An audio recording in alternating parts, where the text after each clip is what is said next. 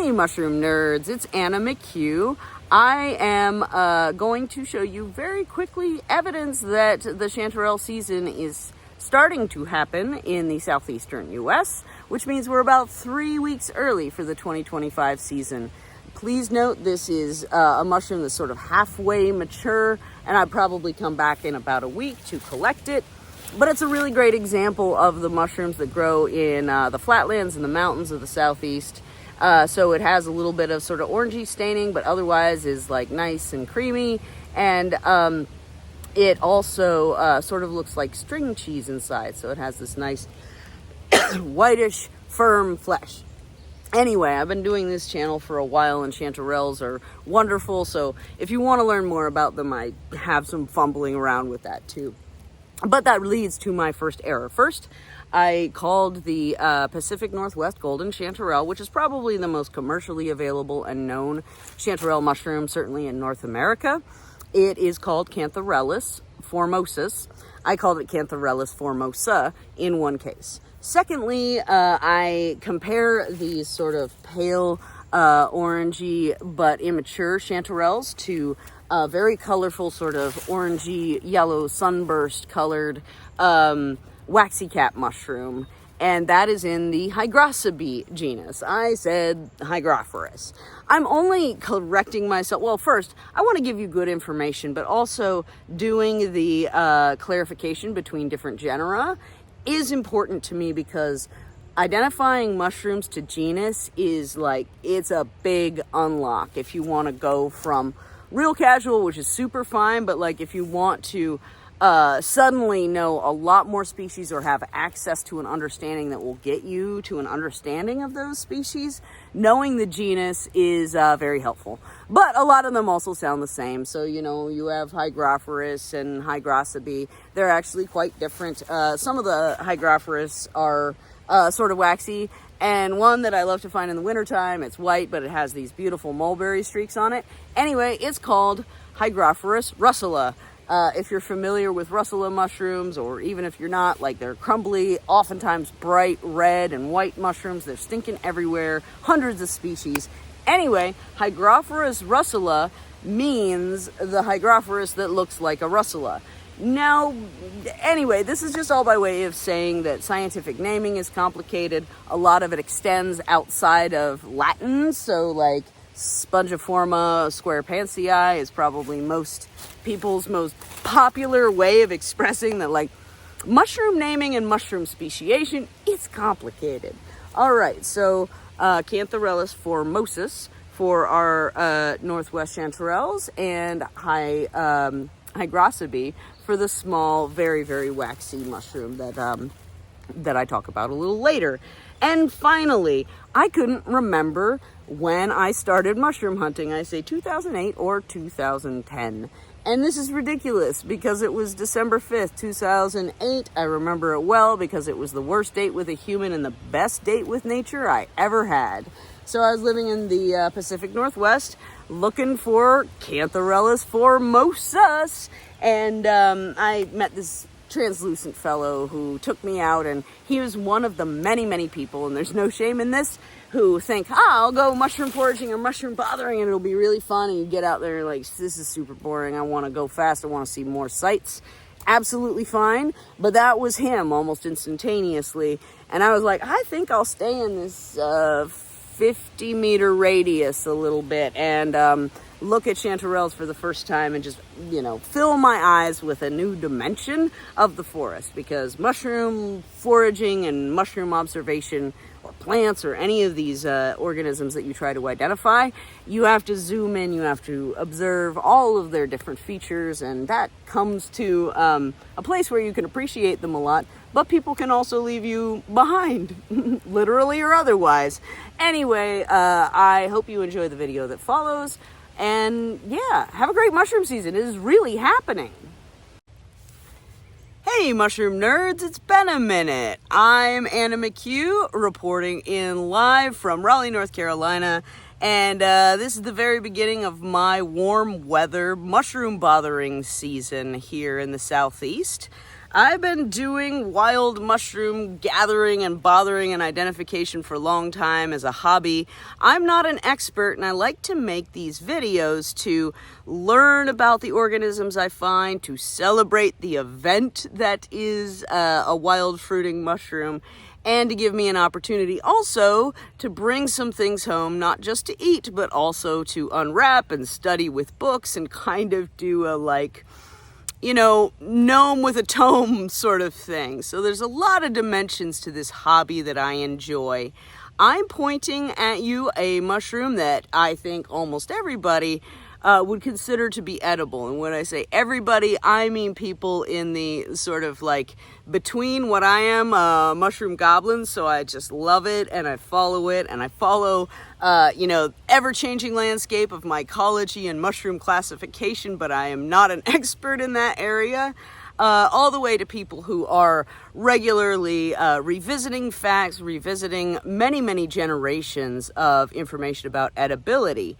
And so those people, so when I say everybody, I mean those people, generally say that this kind of coral mushroom is an edible thing, and it grows on the ground. It's kind of fleshy and a little robust, sort of like an oyster mushroom, but a little bit wetter even. So there is a long history of folks in Europe and other parts of the northern hemisphere eating these coral mushrooms kind of indiscriminately. But if you read North American field guides, you will often see this particular kind of fruiting body, again, like growing on the ground and a little bit fleshy and robust with beautiful little teeth with, kind of messy little tips, like little pointy tips. But they will often list these as edible with caution or not recommended, because these mushrooms are notoriously hard to identify to species without advanced techniques like microscopy and, a lot more book learning than I'm able to do, or really willing to do. As much as I love these, sometimes I get lost in the trivia and I can't back out, and then I don't learn or retain anything. But these do have a reputation, or a historical reputation in North America, of potentially giving you the poops, at least some of them. And since they are hard to, again, recognize to specific species, there are a lot of cautionary notes in books.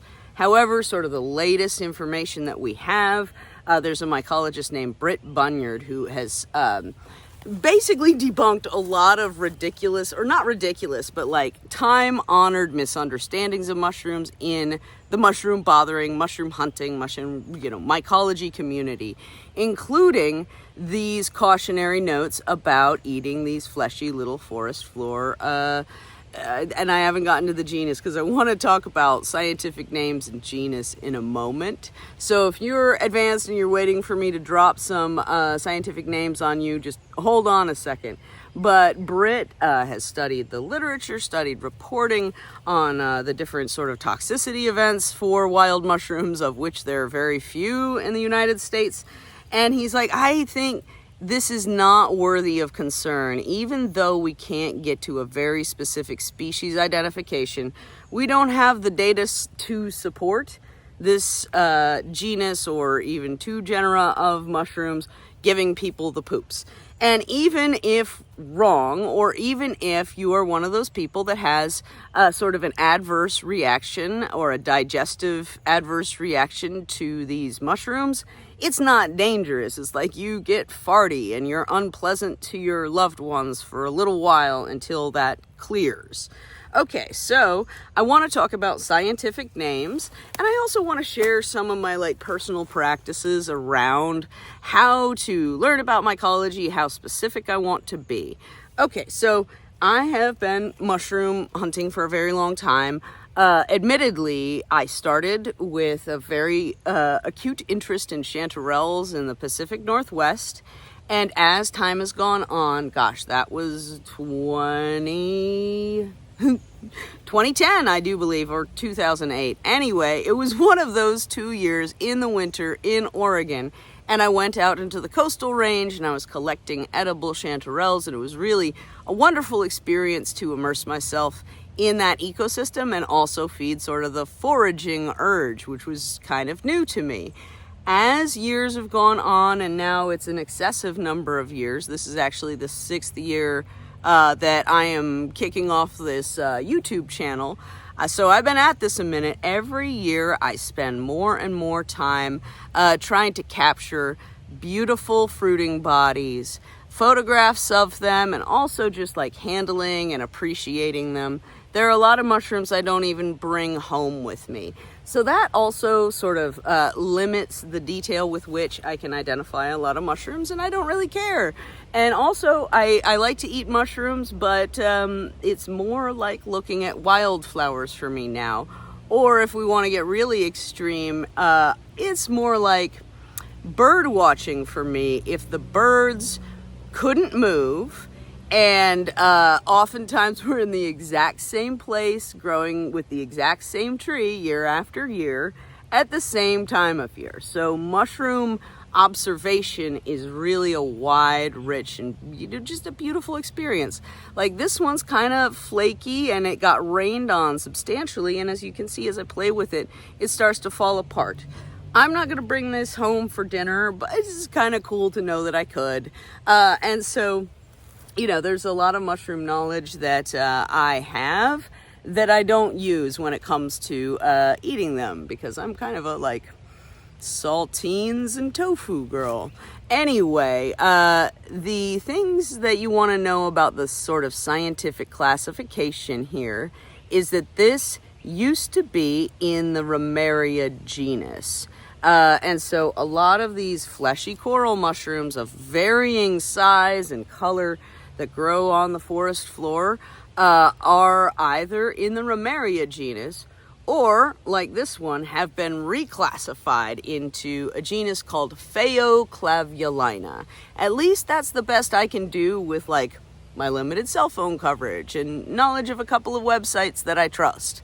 And also the taxonomy hierarchy that is stored in iNaturalist that links over to Wikipedia articles. So like there's a lot of digital points of entry for some information, but I really encourage you to go further, because the history of the study of this genus before it was Phaoclavulina, so like Ramaria, the genus, that is relevant to a lot of these mushrooms.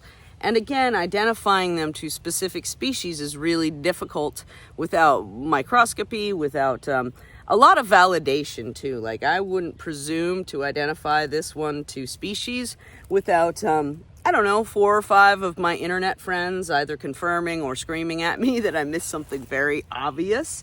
And that, you know, that's another great part, is like, I like to go on the internet just sort of to dip my toe in and be like, I'm generically thinking it is this genus or this sort of area at a very high level. I want to get one picture off of Wikipedia, kind of get a sense if I'm in the right neighborhood, and then I'm going to shut my technology back down. When I get home, I'll look at my pictures on a bigger screen and also look at a variety of resources, including some really wonderful identification field guides that offer not just a lot of great information, but a really good structure for breaking down how to identify mushrooms. And I am a information structure person. Like, in order to learn things, I require some linearity. And so investigating mushroom identification can be kind of hard for me because I get lost at the, top of the funnel. And I have no shame, so I will share that I am lost at genus. And actually, like, if I were to post this today without looking at, the hierarchy of coral mushrooms on iNaturalist, I'd have absolutely no idea that this would be Phaoclavulina. But as it goes, I am totally willing to expose my lack of knowledge to people who are in the mushroom community. There's a lot of knowledge and also a lot of passion for classifying these mushrooms, not just because it's interesting and the marginalia and the trivia of where things are moving and who's being reclassified. it is a wonderful way to update our understanding of nature. And so for me, I can't follow all of the what we call species splits. So there are some mycologists who like run through kingdom fungi, and they're just like, I will part the waters of every single thing that you thought was the same species and actually reveal many, many hundreds of others. And even there, we want to talk about questions around speciation and what constitutes genetic differences to justify a new mushroom genus or a new mushroom species.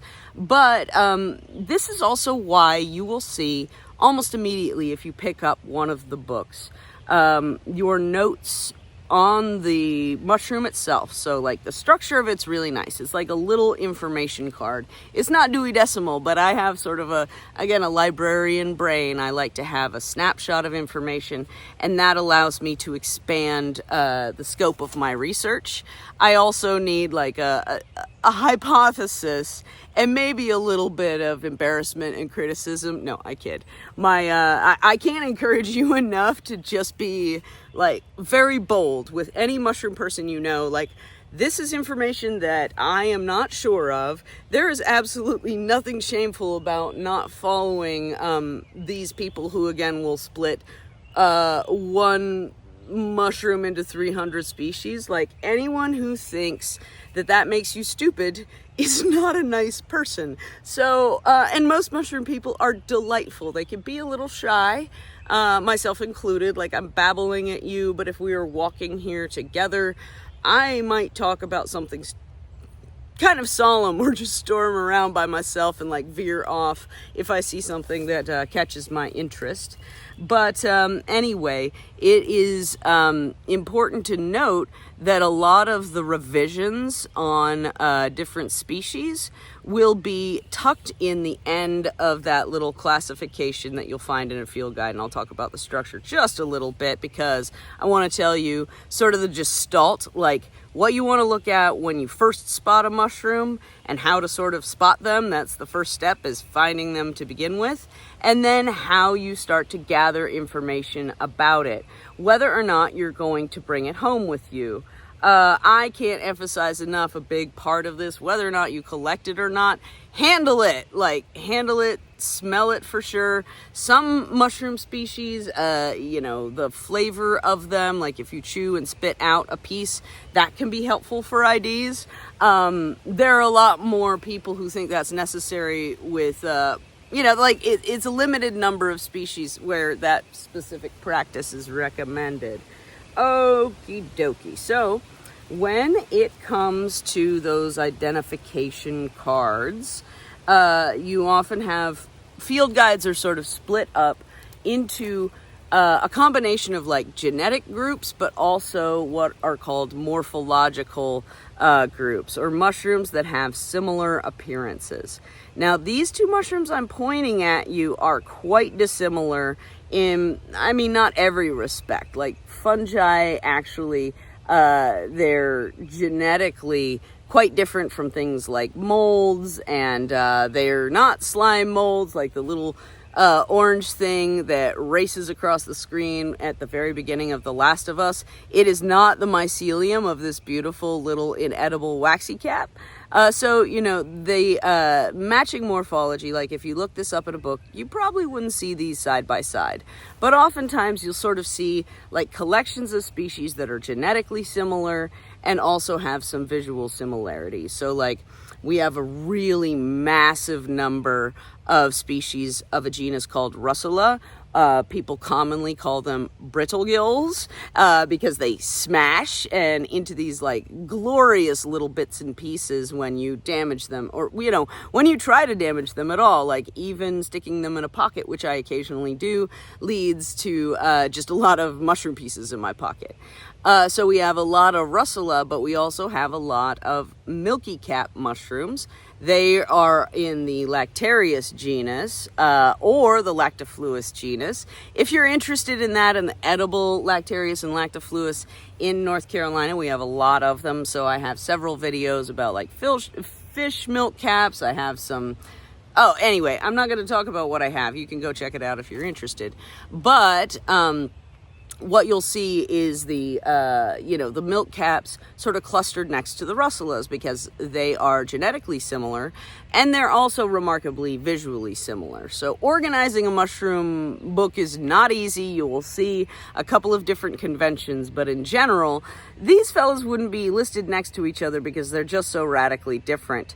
And why they are so radically different is one of them is really young and the others are fully mature. They share a color and some of the stature and features, but they aren't the same. This is a baby chanterelle mushroom. I picked it just as an example, like I saw a whole bunch of babies and they will mature in the next week or so I'm going to return to that patch, but I wanted to show this to you because it's got the rudimentary features of a chanterelle mushroom that's mature, but they're much harder to recognize and a little bit more, I don't know, classically mushroom-like. So, excuse me, if you are interested in foraging chanterelles, which you should be, chanterelles are marvelous and you can do great things with them.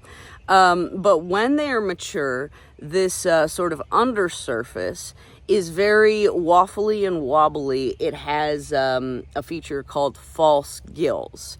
And so the first thing you want to do when you're looking at a mushroom is determine, well, at least the first thing I look at is what's going on underneath the cap. Also, what's going on the top of the cap, what color it is. So those are the three, like, quick snapshot. What could we potentially have here? Those three things are my introductory clues. But if this chanterelle mushroom were mature, this would not be sort of this slicey gill-esque pattern. So like these are what you would call true gills. They're radially aligned. They attach to the stem here. Let me see if I can get better focus. But you can see there's a lot of separation between these, and these beautiful, glorious mushrooms are in the waxy cap group of mushrooms. So there's a lot of species of them. Many of them are very colorful. I don't think they're harmful, but they're like, people don't eat them because they're just, they're like little wildflowers. They're like the little blue violets that you see in the springtime. Not all you can do with them, but what you should do with them instead of picking them up and bringing them home. I mean, picking them up is fine. But the thing that I like to do is just crawl around and get a really good focus on things like these beautiful gills.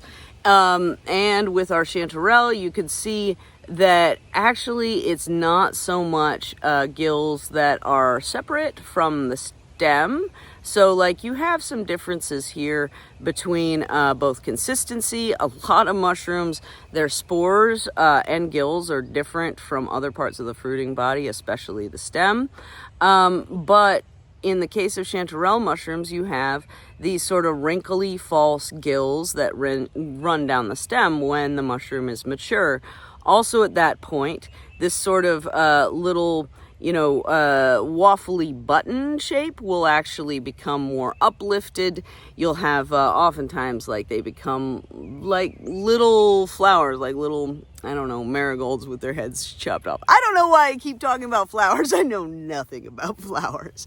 Anyway, I'm trying to make this little fruiting body enticing, but when it's mature, it's going to look much more sort of like a vase, or also a mushroom that has a nice sort of curve, but not like a classic, what they call umbinet, I believe is the name.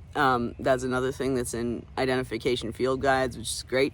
Always look for the glossary.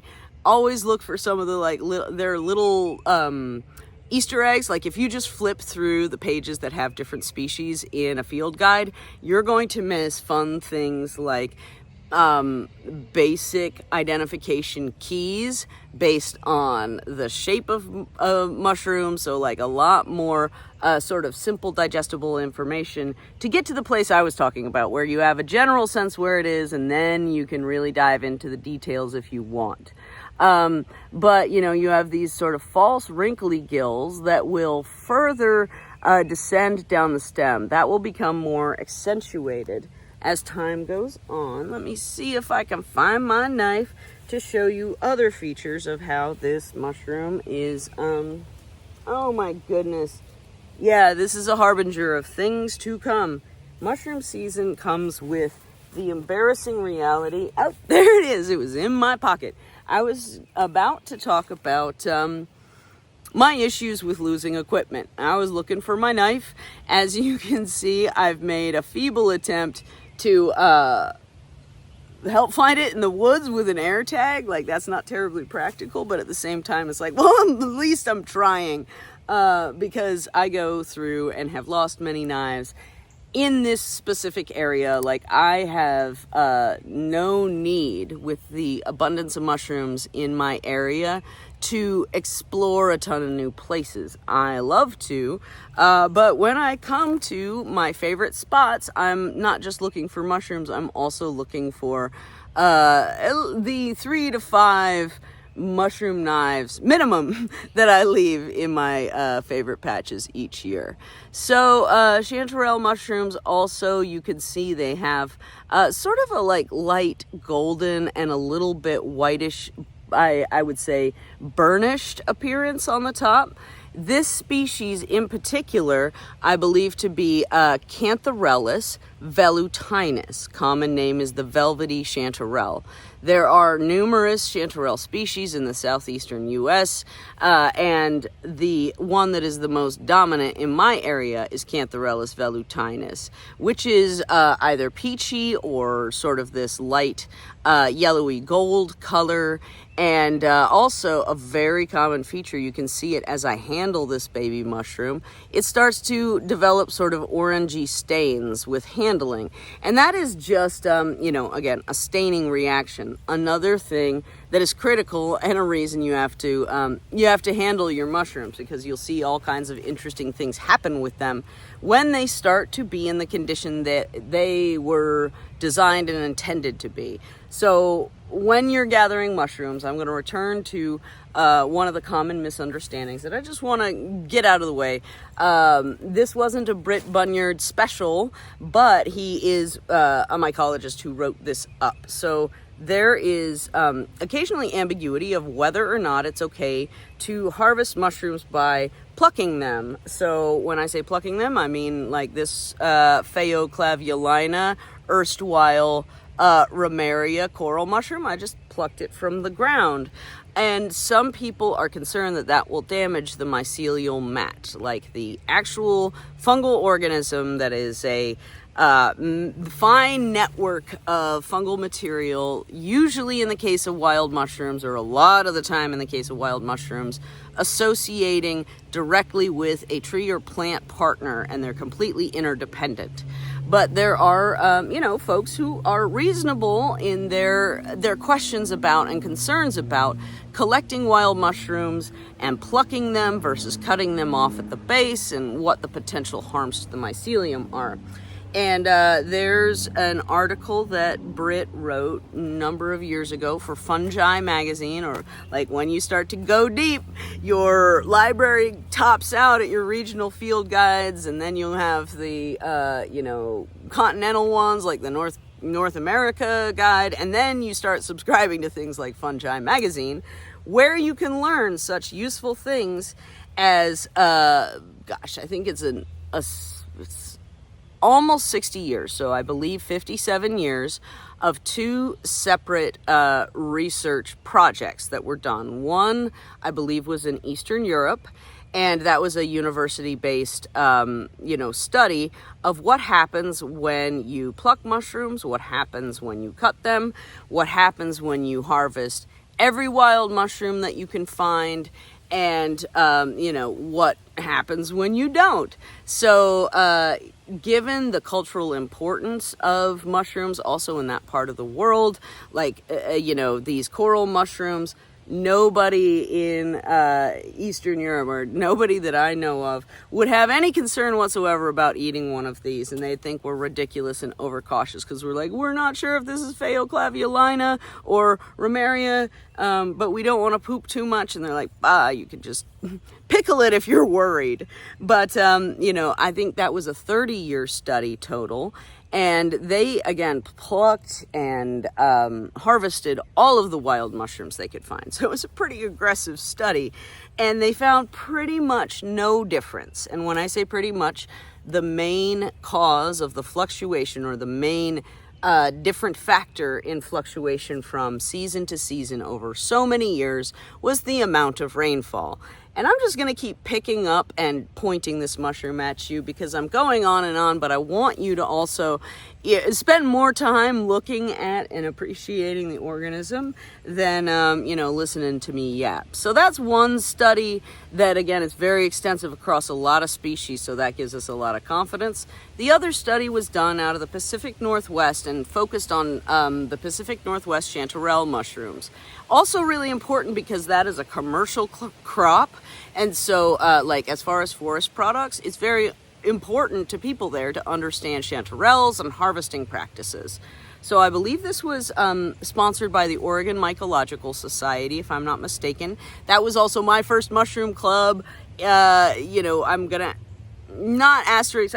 It's not a footnote. I'm gonna do it right now. If you have a mushroom club in your area, you should absolutely join it, even if you don't have the time or the interest to go and see, say, for instance, a talk about oak galls. There are a lot of people in this world who really do need to learn about oak galls, and that's usually worth about like the $10 a year that it costs to be part of a mycological society.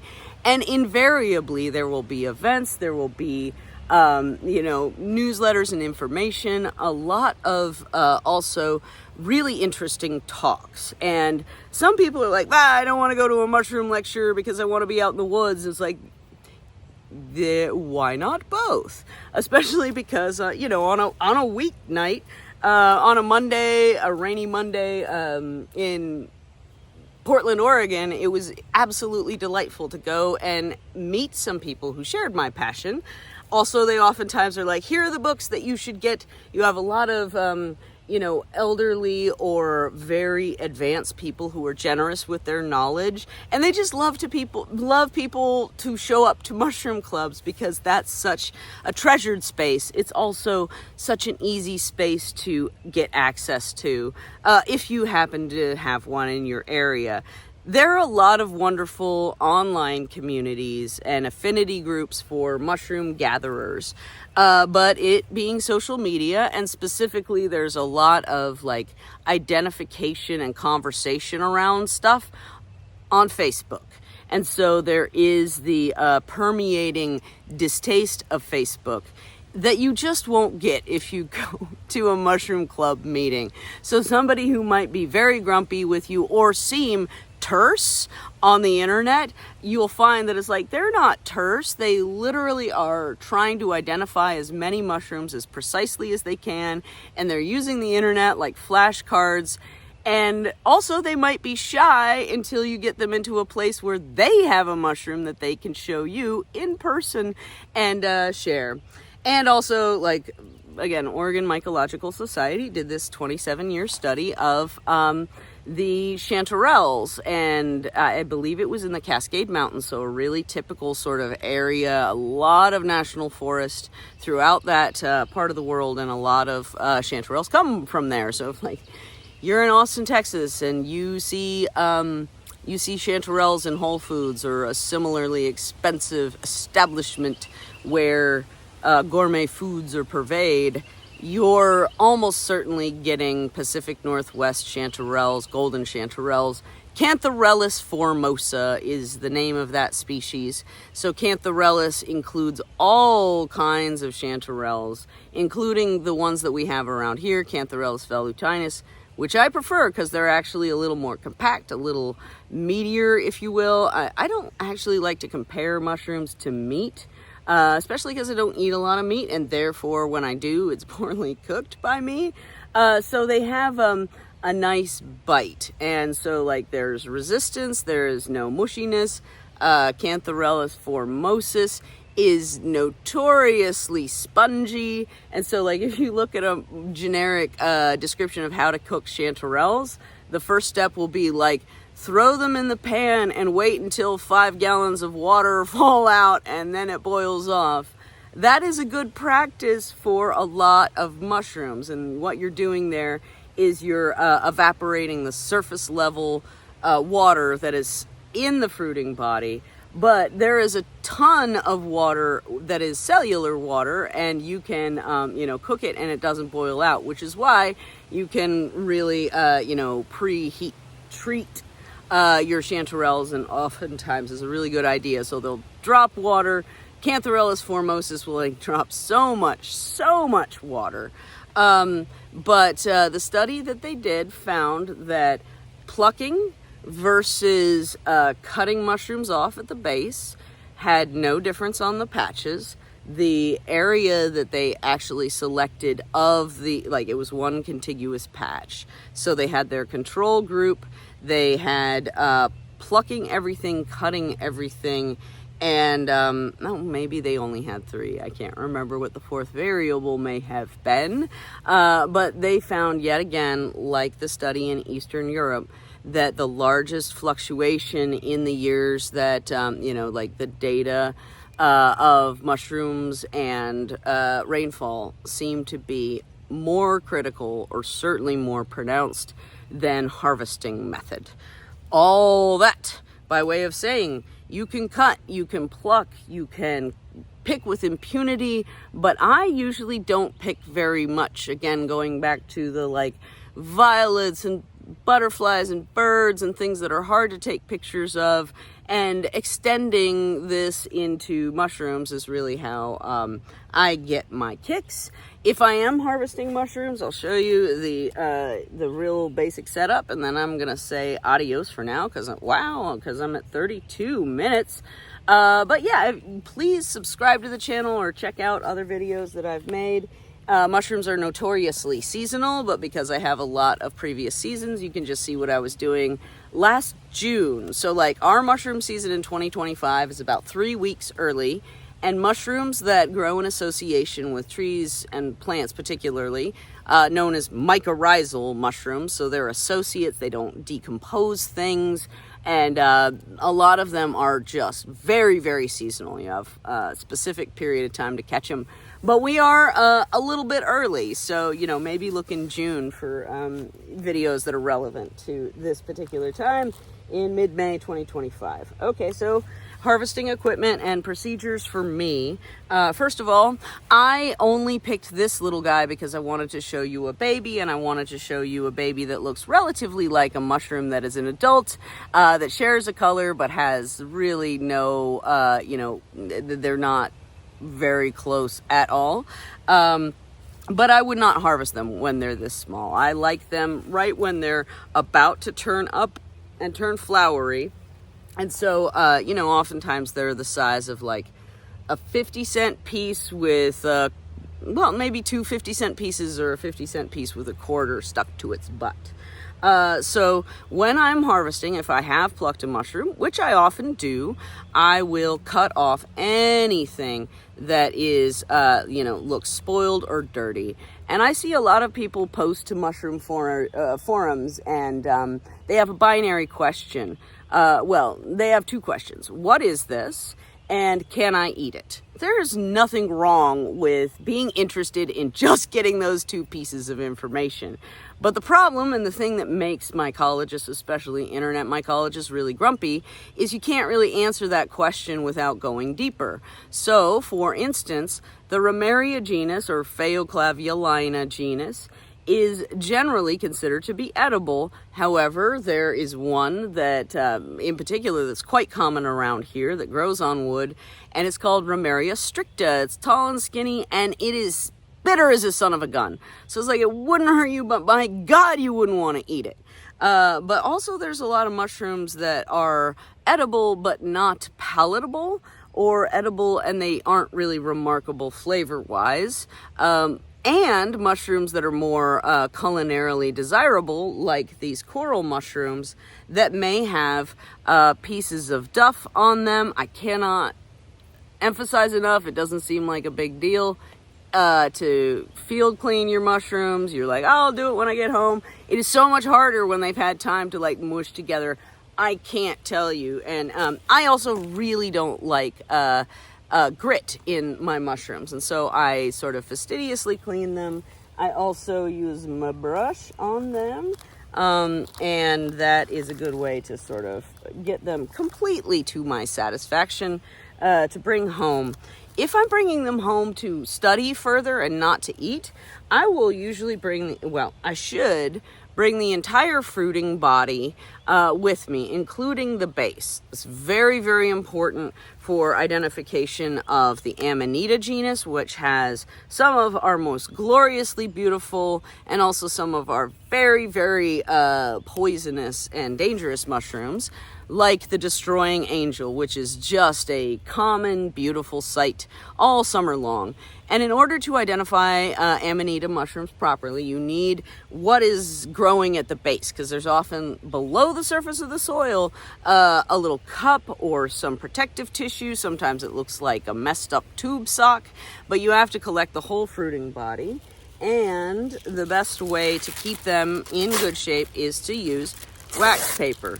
I'm covering things that are in the field guides, and I'm going to finish up with just the basic structure of what you want to tear apart ID-wise. But for a long time, I resisted using the wax paper. I'm like, oh no, I can use a paper bag or something like that. Or for a while, I was rocking like wax paper sandwich bags. And the reality is, this has saved me so much time and preserved the quality of my take-home and study specimens. It's one of those things where it's like, this is a quantum leap. This is a difference between renting a room at the Motel 6 and renting a room at the Best Western for an extra $60. It is possible to have a nice identification experience with a mushroom that hasn't been kept very well protected on your walk. But like the Motel 6, you'll oftentimes have things fall apart, and it's not great. I'm not really all that fond of Best Western, but it is a categorical difference in the same way that slicing off or just tearing off a piece of regular wax paper, wrapping up your mushroom, and then pretending it's a piece of saltwater taffy and wrapping it at the ends. This does a remarkable job of protecting even the most delicate mushrooms. Okay, so you want to get them really clean, but anything that you want to bring home, you have to bring the entire fruiting body. So let's talk about the items that are in identification field guides, and also just the pieces of information that you should look at first when you're trying to identify a mushroom. First, you want to be like, wow, a mushroom is happening. This is great. What time of year is it? And what are the trees or plants nearby? So this critter, we're in a beech grove. There's oak trees all around me. And so a lot of mushrooms grow in association with broadleaf trees. This guy, I think, might have like a blended lifestyle, but obviously it's Phaoclavulina, and that's as far as I can go. And shoot, as far as I know, that could be wrong. Until I consult the books, my comfort will be low but trivial. So you want to look at the mushroom's sort of manifestation. In this case, you have a lot of really distinctive features with your coral mushrooms, because it's like, whoa, is this a terrestrial being? And then I can observe very easily that it is really surrounded exclusively by beech trees. I've also observed this mushroom in the same spot time and time again. So another thing you want to note, what time of year is it? What kind of weather have you been having? Because that can give you like some of that information that's also valuable, as well as like when to come back for these mycorrhizal or tree associated mushrooms. But also it'll give you a sense of like, how wet is it? And is this a typical season? We're 3 full weeks early in North Carolina, and so it isn't a typical season. But I sure do know when I get outside and I'm like, no, it's awful sticky and it's starting to get in the low 90s, then I'm sure that a lot of mushrooms are going to start behaving as though that is the case. So, location, the overall, what I call the gestalt, like what the heck does this look like? is the first stuff you want to look at. Secondly, you want to dive into the fruiting body more specifically. Here, let's use this waxy cap because it's a better example. So this is a full-grown waxy cap in the Hygrocybe genus. And so I mentioned earlier you want to look at the gills of the mushroom. In the case of waxy caps, of which there are very many, a lot of them are red, some of them stain black. That's really cool. There's like witches' caps, but these are just a beautiful sort of sunburst color.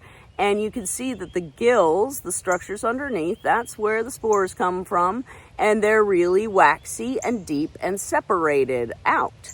You'll see a lot of mushrooms with tight-packed gills, mushrooms with gills that you damage them and they bleed.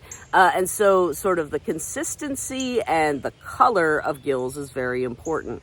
Or if they don't have gills at all, or they have false gills like chanterelles, where it's just sort of an overlay of more like wrinkly tissue you can scrape off as opposed to a totally separate structure that's growing the spores within.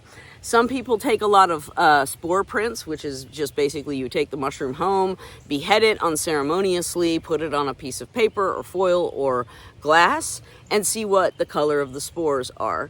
I sometimes do that, but very rarely is it really necessary, especially because I can often see and observe some of that spore print in the wild if I have a really mature specimen. That's the next thing you kind of want to look for and make sure that you're on track with is what age is your mushroom, and are there a variety of ages around you? So like this is as big as the chanterelles are right now, and I do look forward to coming back to the patches when they grow up a little bit. And so when I'm sort of trying to identify things, I would love to have a grown-up, a baby, and then one that's sort of, you know, all messy and blown out and looks like a dandelion mushroom hybrid. So if you can observe a couple of different ages, that's really, really helpful, especially in these transitional phases where it's like, is it spring? Is it summer? It doesn't really matter. It's hot and it's raining. Next thing you want to look at is the stem, and a lot of stems have sort of ornamentation or a ring on the stem is a really, really common feature that you'll see in many species of mushroom. And also you want to look at whether the stem is hollow, whether it's tough. A lot of the mushrooms that are sort of these dainty ones have sort of a flossy inside, but they're not very robust. You can kind of peel them top to bottom really easily, but actually it's kind of hard to do it side to side for something that looks this fragile. But again, you have ornamentation. Sometimes you have stretch marks and overlays of like cottony patterns or cottony rings on the stem in the case of the Chanterellus genus, which is deep and amazing mycological waters from which many brilliant people have never returned. But so you want to look at the stem and what's happening. Also, as I mentioned, you know, especially in the case of cap and stem mushrooms, but really all mushrooms, you want to collect some of what is at the base just to see if there's anything that's sort of lingering. In addition to that, you want to look at what the mushroom is growing on. Again, if it is growing on the forest floor, there is a really, really good chance that it is mycorrhizal and growing in association with something. But if you have a mushroom that you see growing on wood, that is a decomposing mushroom, meaning it is exuding enzymes and breaking down cellulose and lignin and grabbing a straw and sucking those nutrients in. Whereas your mycorrhizal species, which most often grow directly on the ground near their associated tree or plant buddy, they don't often exude the same sorts of enzymes. I pause there for a second because I'm trying to think of how to articulate blended lifestyles. So we're talking about like how mushrooms feed themselves. That's what we're trying to observe here. And so like decomposers, they're straight up, they're decomposing leaf litter or wood. Mycorrhizal species generically are sharing resources with a tree or plant. So they are essentially taking some of the photosynthetic sugar of their partner, and in exchange, the mycelial network sort of encases the root network of the tree, and that has a lot of very demonstrable benefits for the tree. If you want to dive into information about these relationships and symbiotic relationships, I highly encourage it. And of course, there are mushrooms in North Carolina, including some of our chanterelles, that are like, I'm a blended species, meaning I grow on wood or the edge of wood, but also the ground. And so, in general, if it's on the forest floor, it is mycorrhizal. In general, if it's on wood, it is a decomposer. And sometimes you will see things that are just like, I'm undecided. And at that point, that actually might be a good a bit of information to bring back too. But you want to understand how a mushroom is supporting its lavish lifestyle, making all these fruiting bodies and spores. Finally, you want to be very conscious of sort of the size and number of fruiting bodies, or at least for me, that's often very helpful, because there are a lot of descriptions that will talk about the size and the number and also the distribution of mushrooms. That is one of the things that I'm going to start on, as promised ages ago. I'm going to start with, as best as I can, some of the key data points you'll get from a field guide entry. So first of all, it will talk about, as we said, its habitat, what time of year it is, so its season, also the manifestation of the fruiting body. And when we say manifestation, we're talking about color, consistency, smell. Always smell the, this one smells very nice and faint, like faintly sweet, which is great. Sometimes flavor, which is a chew and then spit out a little piece. I'm not going to do that because that's trivial with a lot of mushrooms, but some are very hot and spicy. And so, it is not a bad practice. And if you have a sort of brittle, explodable mushroom on your hands, that's oftentimes a really good and fun way to taste cayenne flavored russula mushrooms. But the smell, the feel, the habitat, the time of year, distribution is the geographical distribution. So a lot of these sort of, not misconceptions, but clarifications in the science of mushroom taxonomy are differentiating between species that grow in North America or grow in specific places and species that look very similar or very well known in other parts of the world. And like a lot of other American wild spaces, we just have a ton of it. We have a lot of unexplored things, and many of us were raised to really be afraid of doing what I'm doing right now, like handling a wild mushroom. No, it's not going to hurt you. You really have to consume wild mushrooms and digest them for them to harm you. But there's a lot of differentiation between European species and North American species. That's also where in the notes for a different species in a field guide, you'll often get really handy references. So it's like, this used to be called, I'm not going to think of a good example off the top of my head, but you'll often have little references to previous species. Head over to the internet, Google it up, and you'll get a lot of clarifying information. And if you're really interested, a lot of times the sort of genetic justification for creating or even lumping together a lot of existing species that we thought were different, that can be really fruitful and rewarding. But knowing where in the world or which region mushrooms grow in is really obviously very important. Some of them are cosmopolitan and worldwide, like those little yellow parasols you see in your plant pots. That's Leucocomprinus birnbaumii. And it is bright, it is frightening to a lot of people, and it is in like every bit of potting soil everywhere in the world. And so it's one of my favorite things as a mushroom expert is to reassure people that when people say not edible, that is very, very different from poisonous. And so most mushrooms are harmless. We clock in at like 1.5 serious poisoning events per year. We do, as a hobby group, boast a good bit of conversation about what happened with our guts. because wild mushrooms, any wild foods, you want to cook them thoroughly. You want to check for any kind of this sort of damage or decomposing parts of the flesh, like mushrooms. A lot of them rot really, really quickly.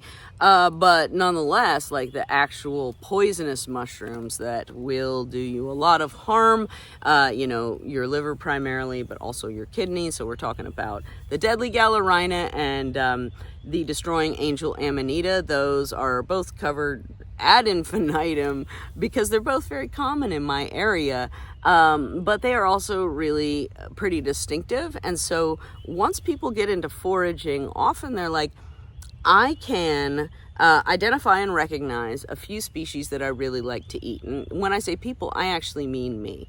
So I learned a few mushrooms that I really liked. Then I discovered hedgehog mushrooms in the Hygrocybe genus, and I really liked those, and I had joined the mushroom club, so I was starting to get my head around how many species we have.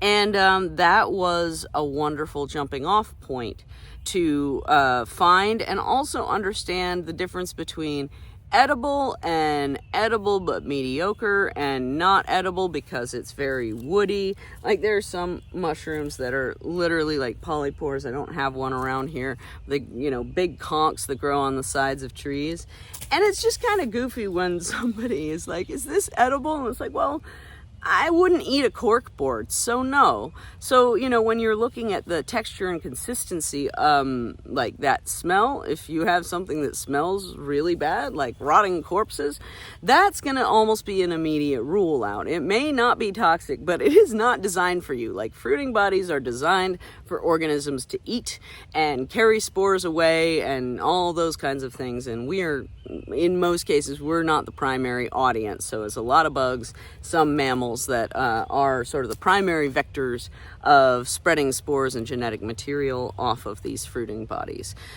So that differentiation, I guess, between like it's edible but it's not choice, it is inedible because its consistency is wrong or it just smells or tastes really gnarly, poisonous as in it will give you the poops, or sometimes poisonous a lot of times as in some people are sensitive to certain species and some aren't, and that is a really common experience.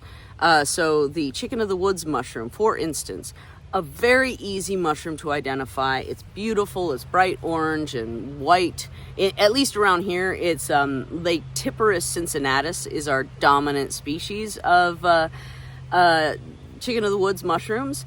And for the most part, they're so benign and so easy to ID that they're like, this is in the top 10 beginner mushrooms you should learn. And I agree with that, but there are some people that get pretty serious, like anaphylactic or sickness reactions to it. And so it is quite interesting in the way that we've built our knowledge. We understand where mushrooms occur. We understand we have a lot of mysteries to unravel, especially geographically and genetically. Like we're doing phylogenetic analysis that is just like, let's take the whole kingdom, which is already quite large, and shake it up and then see how the pieces come together. Not like that, but there is a profound amount of change. And so keeping up with it is really not, I guess I want to reassure you, it's not practical as a hobbyist to keep up with it.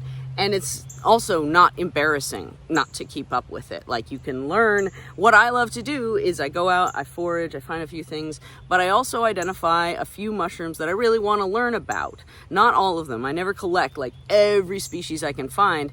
I'll collect like maybe 5 or so and bring them home and get to know them really well. And then every time I come back to the forest, I can sort of observe them and get to know them better, because these organisms, there's a wonderful mycologist, I'm gonna cry, named Dr. David Snow. He was Ryan Snow, my goodness. Ryan with an E. He was a beautiful biochemist turned mushroom guide in Mendocino, California, and he just had a beautiful way of forming relationships with these organisms. First of all, having some scientific rigor and appreciation for eating them or not. Like Ryan loved to eat mushrooms. When I met him in, I guess it was 2010, he told me he'd eaten 300 plus mushroom species and had never gotten sick.